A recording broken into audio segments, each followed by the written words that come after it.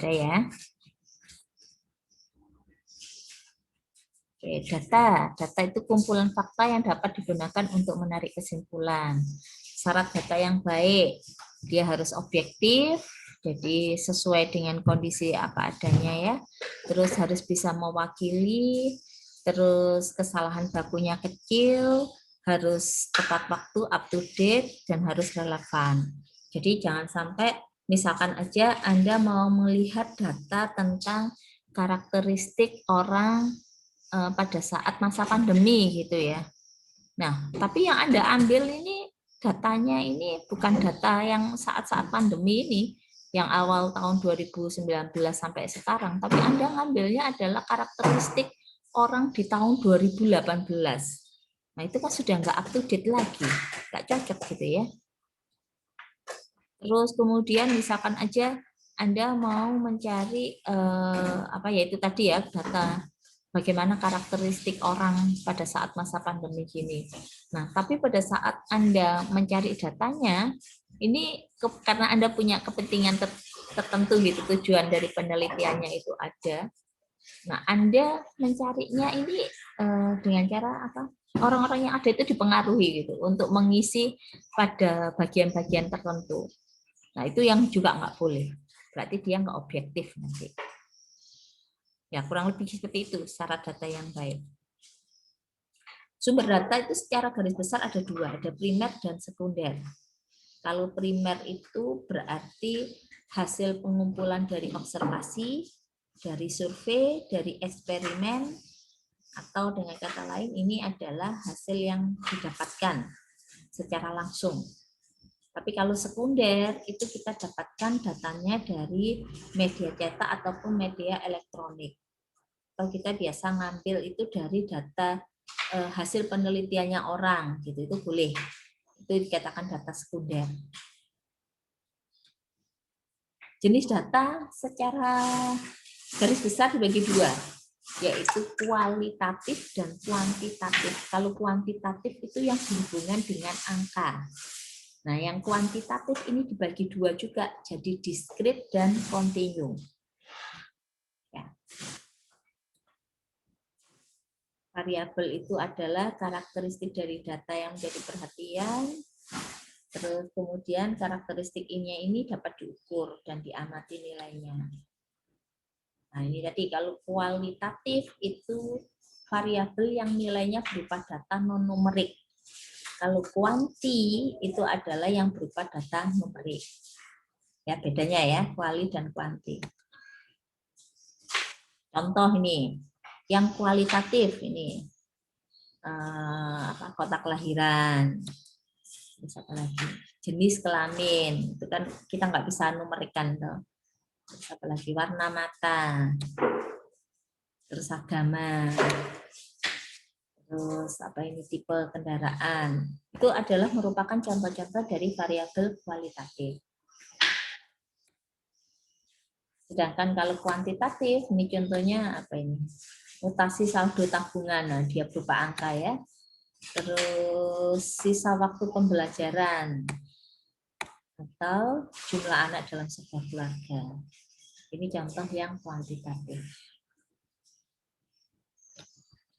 Ada pertanyaan dulu? Untuk kualitatif dan kuantitatif.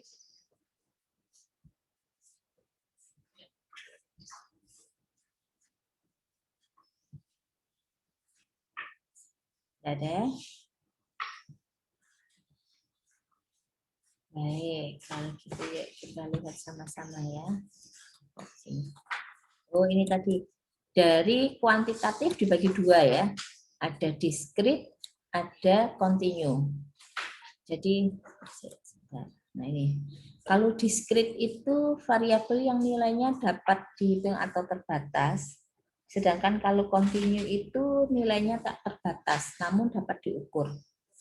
Jadi kalau Anda masih ingat di mata kuliah matbis gitu, kita kenal ada yang disebut dengan variabel kontinu kan.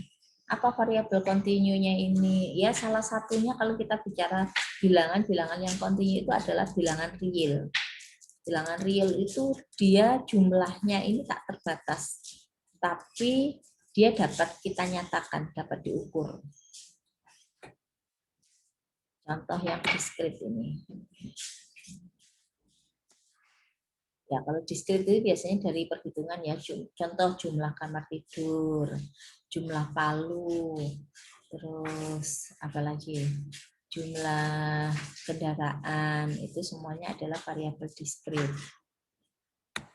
Sedangkan yang dikatakan dengan variabel kontinu, itu dia biasanya bentuknya dalam bilangan real, numeriknya itu bisa dalam bentuk desimal. Contohnya tekanan ban, terus apa ini, berat sepotong daging, tinggi badan mahasiswa, itu semuanya adalah contoh-contoh variabel kontinu. Oke. Yuk, sekarang coba Anda yang mencoba di sini ya. Tentukan jenis variabelnya. Ya, kita mulai dari siapa ini? 1607 19047. Di sini sih terteranya cuma Mik. Siapa ini? Michael? Misal 1607 19047. Bu, maaf tadi wifi-nya trouble, jadi waktu penjelasan kurang ngerti. Oh, oke. Ini siapa? Michael kah? Siapa ini? Siapa? Halo? Michael. Michael, oke, Michael. Jadi bedanya kualitatif dan kuantitatif. Kalau kualitatif itu dia berhubungan dengan bilangan, dengan numerik, dengan angka. Kalau kualitatif ini tidak berhubungan secara numerik. Contoh ya, yang kualitatif itu adalah warna baju. Kalau yang tadi itu apa tadi? Warna mata, tipe kendaraan, agama, itu kualitatif. Kalau kuanti itu hubungannya dengan angka-angka. Contoh yang ada tadi itu adalah misalkan jumlah palu gitu ya. Terus apa tadi? Tinggi badan itu adalah kuantitatif. Ya, gimana, Michael? Sudah bisa dari penjelasan saya yang sekilas ini berarti ngerti perbedaan antara kualitatif dan kuantitatif? Ya. Oke. Nah, sekarang coba kalau gitu, nilai mentah mata kuliah termasuk apa? Kuanti atau kuali? Kuanti. Kuanti, karena dia berhubungan dengan bilangan kan? Dengan numerik. Oke, betul. Terus lanjut. 1607 18024. Siapa ini? Re siapa? Ya, Bu. Ya, Bu, saya, Bu. Re siapa ini? Rainer, Bu. Renner. Oke, Renner, kalau merek handphone Iya. termasuk apa? Kualitatif, Bu. Kualitatif, betul ya.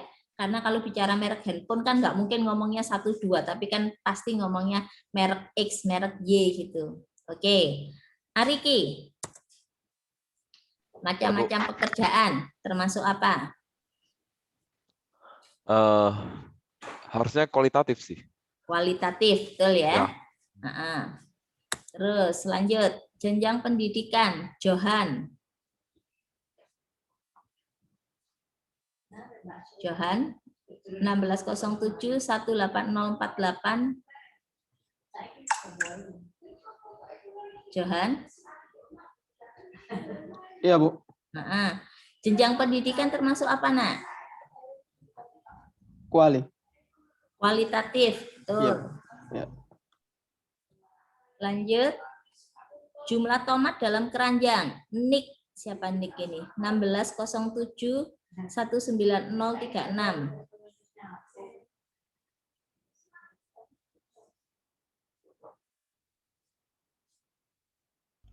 Iya, Bu. Iya, ya, Bu. Ya. Ini kualitatif, Bu. Kualitatif, jumlah Iya. tomat dalam keranjang.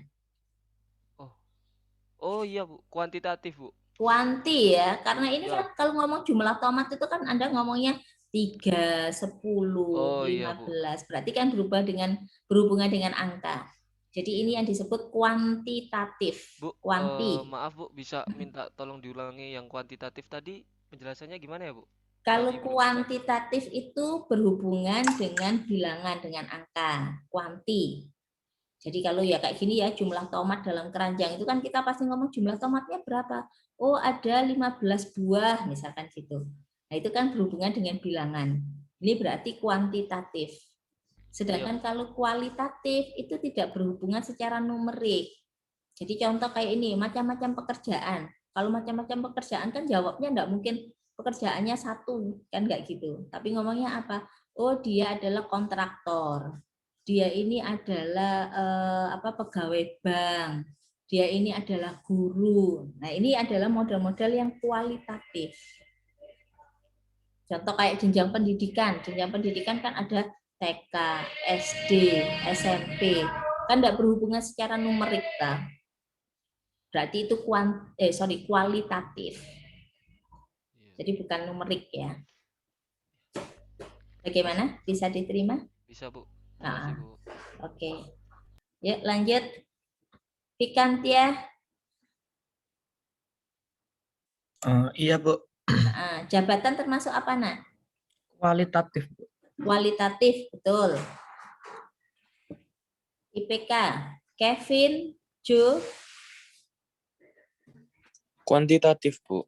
Kuantitatif IPK ya, karena ada numeriknya, ada angkanya. Betul, IPK adalah kuantitatif. Terus Muhammad, siapa itu? 1607 17018. Iya, Bu. Jumlah penjualan komputer termasuk apa? Kuantitatif. Kuantitatif, karena ini numerik kan? Betul. Salah. Betul ya. Terakhir, Lufinsa. Iya, Bu. Berat badan sapi dalam kandang. Kuantitatif. Kuantitatif. Ya, betul. Jadi Anda sudah bisa membedakan ya antara kuali dan kuanti. Ada pertanyaan dulu? Sampai di sini. Baik, kalau tidak ada lanjut ya. Nah, latihan ini latihan tentukan jenis datanya kualitatif dan kuantitatif ada 4. Dan juga di sini, ini ada 8. Ini disuruh menentukan discrete atau continue. Ini sebagai tugas Anda hari ini ya. Jadi nanti tugas Anda hari ini, Anda tulis aja pada selembar kertas gitu, kemudian jawabkan yang 2 latihan ini. Jadi 1-4 ini Anda nanti jawab kualitatif atau kuantitatif, terus latihan berikutnya 1-8 jawabannya discrete atau continue. Ada pertanyaan dulu?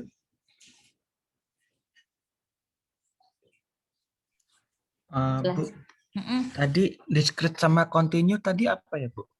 Agak lupa. Ya, saya balik ke sana ya. Iya, tadi soalnya pas ngambil minum itu, Bu. Maaf ya, Bu. Ya, enggak apa-apa. Jadi kalau discrete itu, saya kok nggak mau balik.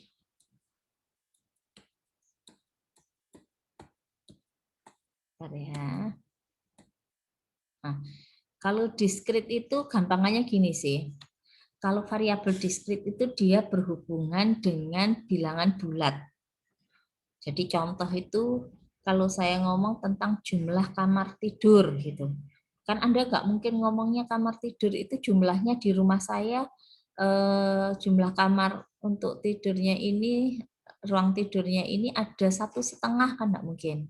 Pastikan kita ngomongnya rumah saya terdiri dari 2 kamar tidur atau terdiri dari 3 kamar tidur atau 1 kan gitu. Nggak mungkin dalam bentuk pecahan.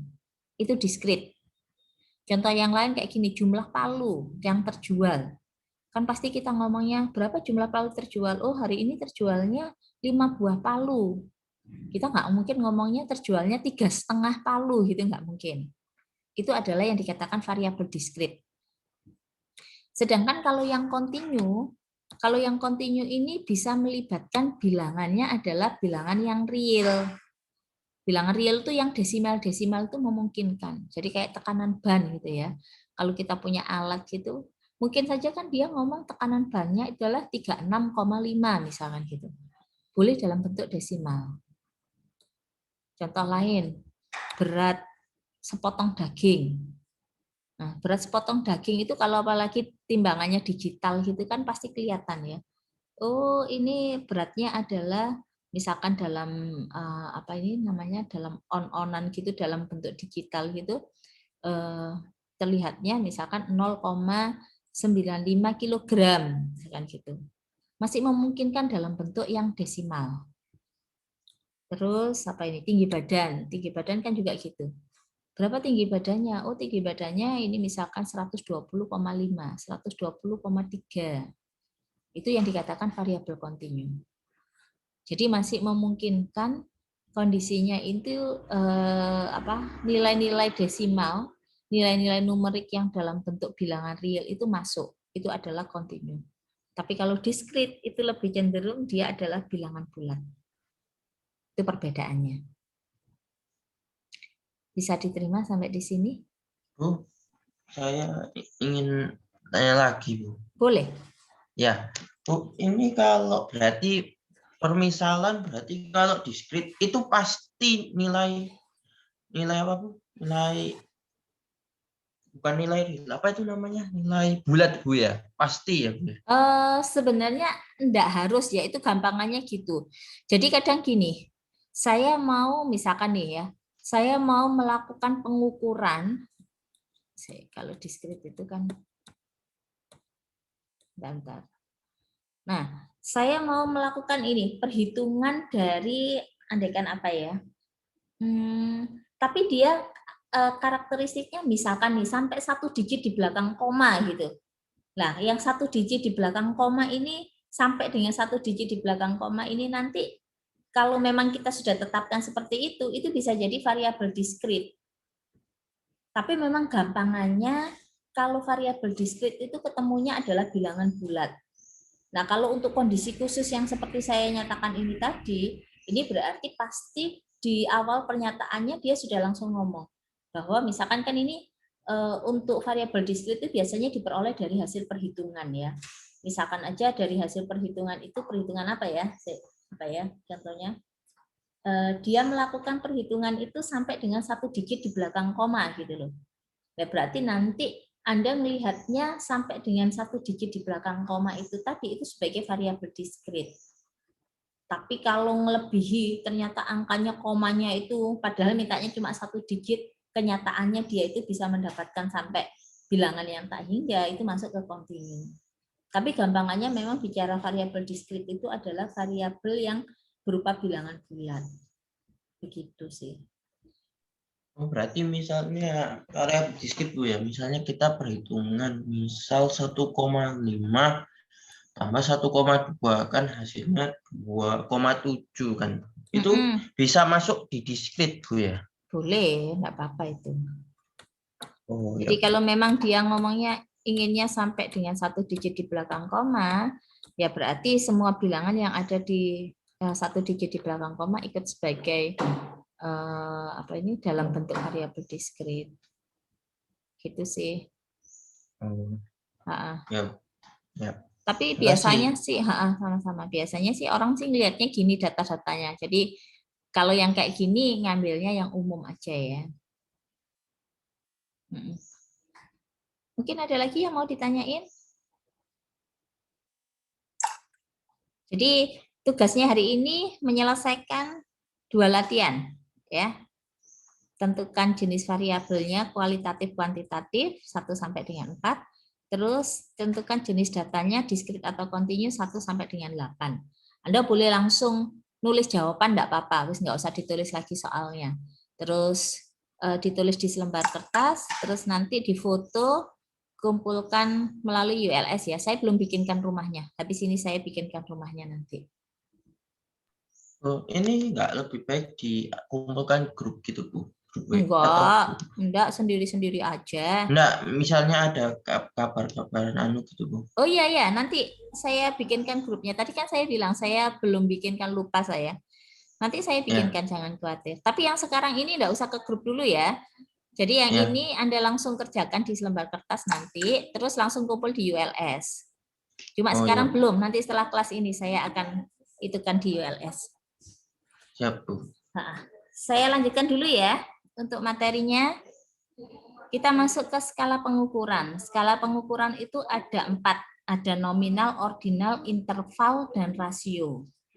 Yang paling lemah itu adalah yang nominal. Jadi kalau nominal itu gini, skala pengukuran nominal ini dia adalah hanya mengelompokkan saja. Jadi nanti Anda melakukan pengkategorian. Jadi ada 1, 2, 3 dan seterusnya. Tapi angka-angka 1, 2, 3 ini tidak menunjukkan tingkatan. Nah, ini biasanya kita lakukan pengkategorian gini ini pada saat kita melakukan penginputan data. Supaya mudah gitu ya, nginput data itu supaya mudah, maka Anda kalau misalkan kayak jenis kelamin gini, pria dan wanita gitu. Anda nggak nulis lagi pria dan wanita, tapi cukup 1 dan 2. 1 itu mewakili pria, 2 itu mewakili wanita. 1 dan 2 itu tidak menunjukkan bahwa 1 kalau misalkan pria, 2 wanita, 1 itu lebih baik daripada 2, atau 1 itu tingkatannya lebih tinggi daripada 2 gitu, enggak. Ini hanya sekedar pengkategorian. Artinya Anda boleh membalik, 1-nya wanita, 2-nya pria. Itu tidak jadi masalah. Itu skala nominal. Terus, kok nggak bisa lagi?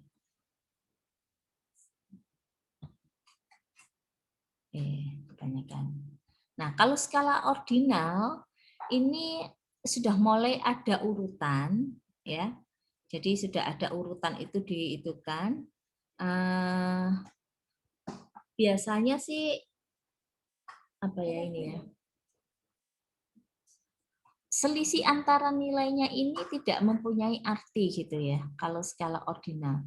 Jadi kalau saya punya jenjang pendidikan 1, 2, 3, 4, 5 gitu, ada 6, 1 itu SD, 2 SMP, 3 SMA, 4 S1, terus 5 S2, 6-nya adalah S3. Anda nggak boleh membolak-balik kalau yang kayak gini. Saya nggak boleh ngomong urutan pendidikan itu, 1 itu saya katakan sebagai SMA, 2-nya S2, 3-nya SD, gitu nggak boleh. Jadi memang urutannya ini ada jenjangnya gitu. Angka 1, 2, 3, 4-nya ini menunjukkan urutan. Tapi kita nggak bisa ngomong selisih antara 2 nilai ini tidak punya arti gitu kan di sini. Jadi kayak 1 ke 2, 2 ke 3 itu enggak ada anunya, ini cuma sekedar mengurutkan saja. Ada peringkatannya, itu ordinal. Sedangkan kalau interval ini nanti perbedaan dari 2 data ini punya makna. Ya, jadi kayak contohnya gitu ya, saya ngomong bahwa suhu di Surabaya itu adalah 30 derajat gitu. Suhu di Sidoarjo 25 derajat. Maka saya bisa ngomong bahwa suhu di Surabaya itu 5 derajat lebih panas dibandingkan dengan kota Sidoarjo. Nah, ini yang dikatakan dengan interval. Jadi kita bisa melakukan perbedaan. Angka yang ada di sini, perbedaan angka yang ada itu bermakna. Terus ciri lain dari interval itu dia tidak mempunyai nilai nol yang bermakna. Artinya gini, nilai nol yang bermakna itu interval. Ya, berarti artinya nanti kalau saya punya suhu 0 derajat itu ya berarti artinya ya titik beku gitu kan ya. Itu yang dikatakan dengan nol yang bermakna itu. Itu bukan 0 yang bermakna. Kalau 0 bermakna itu artinya kalau saya ngomong 0 itu dia tidak ada. Ya, itu 0 yang bermakna. Terus ini contoh yang lain EQ gitu ya. EQ, anak yang punya EQ 130 dan anak yang punya EQ 100 itu kita nggak bisa ngomong bahwa yang punya EQ 130 itu 30% lebih pandai daripada yang punya EQ 100. Nggak bisa kayak gitu. Terus yang terakhir rasio. Nah, ini rasio ini yang paling tinggi tingkatannya dalam data. Jadi ini nanti Anda bisa melakukan perbandingan di sini. Terus di sini ada ciri-ciri yang lain yang tidak dimiliki yang lain, itu ada nilai nol yang bermakna. Nol bermakna itu artinya bahwa apa ya? Nol itu maksudnya dia tidak ada. Jadi kalau saya bilang kayak berat badan si A ini 0 kilogram gitu. Masa mungkin ya? Kalau berat badannya 0 kilogram berarti orangnya enggak ada kan itu. Itu maksudnya nol yang bermakna itu. Nah, kalau secara rangkumannya seperti ini. Nominal, ordinal, interval, rasio. Kalau nominal itu hanya membedakan, ordinal itu membedakan dan menunjukkan tingkatan, interval itu membedakan, menunjukkan tingkatan dan menunjukkan jarak. Kalau rasio itu semua dan juga dia memuat nol mutlak. Itu yang dikatakan rasio. Mungkin ada pertanyaan dulu. Sampai di sini.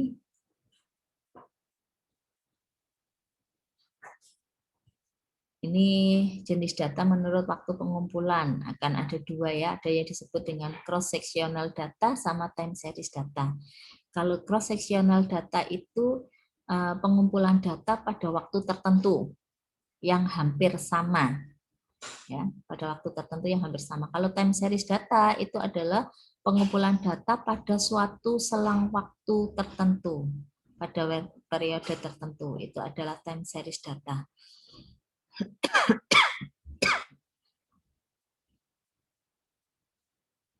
Ini aja lebih enak kelihatan ini. Nah, ini coba kalau mau melihat nominal, ordinal, interval atau rasio ya. Contohnya gini. Yang pertama ini, untuk keperluan input di komputer, sebuah toko bunga melakukan pengkodean. 1 mawar, 2 tulip, 3 melati, 4 kamboja. Berarti kalau kondisi yang seperti ini termasuk skala pengukuran apa? Nominal, ordinal, interval, atau rasio? Apa coba?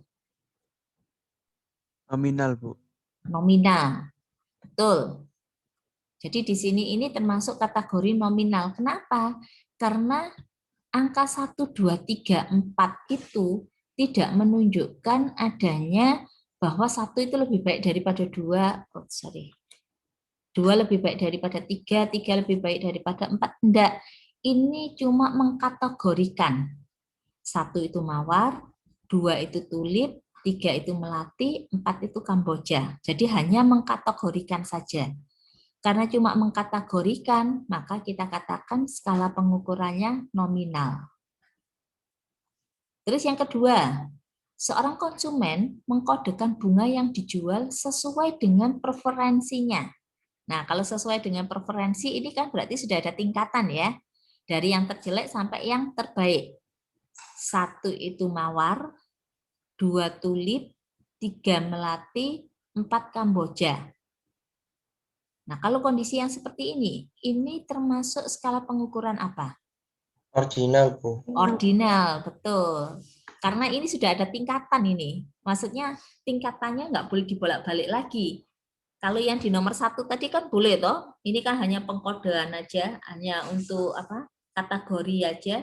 Maka Anda boleh bolak-balik. 1 itu misalkan mau tulip, 2 itu kamboja, itu boleh. Tapi kalau yang nomor 2 nggak bisa ini.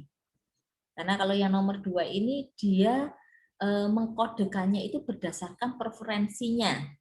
Jadi nggak bisa dibolak-balik. Ini masuk ordinal. Terus yang ketiga, toko bunga mendata jumlah penjualan bunga selama bulan Juli 2018. Hasilnya sebagai berikut. Dapatnya yang terjual ini adalah mawar 100 buah, 100 bunga, tulipnya 25, melati 37, dan kambojanya adalah 49. Dari sini masuk ke skala apa? Interval. Interval? Interval. Sama Interval. rasio itu ngelihatnya gini. Kalau saya punya 0 bunga, itu artinya apa ini namanya, kondisinya ini kan dia ngomongnya penjualan gitu ya. Nah, kalau 0 bunga itu kan berarti dia benar-benar saat itu dia tidak ada bunga yang terjual. Ada maksudnya gitu loh. Nah, kalau ada maksud yang seperti itu memang kita ngomongnya dia adalah interval. Tapi kalau nolnya itu menyatakan tidak ada wujudnya, itu yang kita sebut sebagai rasio. Jadi contoh yang tidak ada wujudnya itu bagaimana? Gini, apa ya? Contohnya, kayak tadi ya, saya melakukan pengukuran panjang benda gitu. Nah, ternyata saya dapatkan hasil pengukurannya itu 0 cm. Nah, 0 cm itu mungkin nggak saya punya benda, saya lakukan pengukuran, hasilnya 0 cm. Nggak mungkin kan? Kalau nggak mungkin seperti itu dikatakan nolnya itu adalah nol mutlak. Jadi ada maknanya, tidak ada barangnya maksudnya di situ.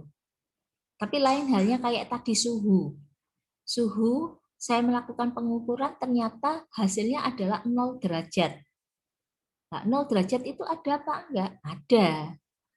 Kalau ada, berarti skala pengukurannya ikut sebagai skala pengukuran yang interval. Tapi kalau tadi yang hasilnya itu tadi ternyata ini artinya nggak ada maksudnya, itu adalah yang rasio. Itu yang dikatakan nol mutlak. Ya, kurang lebih seperti itu materi kita hari ini.